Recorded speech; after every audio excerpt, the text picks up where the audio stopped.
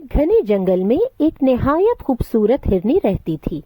اس کا رنگ چمکدار بھورا تھا اور وہ بہت تیز دوڑتی تھی۔ سب جانور اسے پسند کرتے تھے، مگر ہرنی کو اپنے حسن اور دوڑنے کی رفتار پر بہت غرور تھا۔ وہ اکثر چھوٹے جانوروں کا مذاق اڑاتی، کبھی خرگوش سے کہتی، اوہو، تم تو زمین پر ہی اچھلتے رہ جاتے ہو۔ کبھی کچھوے سے ہنستی، اتنی سست چال، تمہارے تو چلنے سے پہلے میں پورے جنگل کا چکر لگا لوں۔ سب جانور اس کی باتوں سے دل ہی دل میں دکھی ہوتے، مگر کچھ نہیں کہتے۔ ایک دن جنگل میں شکاری آ گیا۔ سب جانور اپنی اپنی جگہ چھپ گئے، مگر ہرنی غرور سے بولی، میں سب سے تیز ہوں، مجھے کون پکڑ سکتا ہے؟ وہ بھاگنے لگی، لیکن شکاری نے پہلے سے جال لگا رکھا تھا۔ ہرنی اس جال میں پھنس گئی۔ اب وہ جتنی بھی دوڑی، نکل نہ سکی۔ چند لمحوں بعد شکاری اس کے قریب آ گیا۔ ہرنی کی آنکھوں میں آنسو آ گئے۔ تمام جانور یہ منظر دیکھ رہے تھے۔ ایک لمحے کے لیے انہوں نے سوچا کہ اچھا ہوا، ہرنی کو اپنے غرور کی سزا مل گئی۔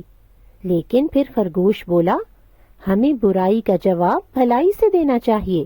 اسی وقت خرگوش، کچھوا اور دوسرے جانور مل کر آئے۔ خرگوش نے شکاری کی توجہ ہٹائی، کچھوے نے رسی کو دانتوں سے کاٹا اور پرندوں نے جال کھولنے میں مدد دی۔ آخر کار ہرنی آزاد ہو گئی۔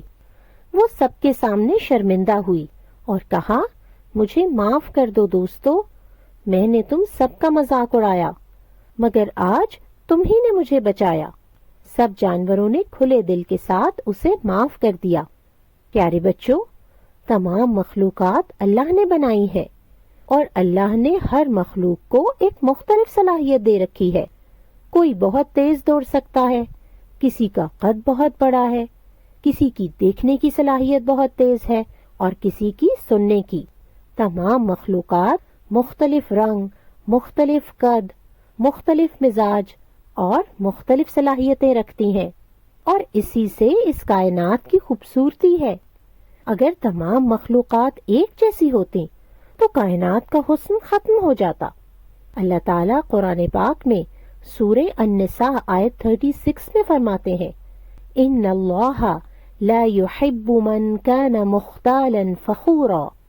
اللہ تعالیٰ مغرور اور متکبر لوگوں کو پسند نہیں کرتا۔ اگر اللہ تعالیٰ ہمیں کوئی بھی اچھی صلاحیت دے تو ہمیں یہ یاد رکھنا چاہیے کہ اس میں ہمارا اپنا کوئی کمال نہیں، اور ہمیشہ اللہ کا شکر گزار رہنا چاہیے۔ امید ہے کہ آپ کو یہ کہانی اچھی لگی ہوگی۔ انشاءاللہ جلد ملیں گے ایک اور کہانی کے ساتھ۔ السلام علیکم ورحمۃ اللہ وبرکاتہ۔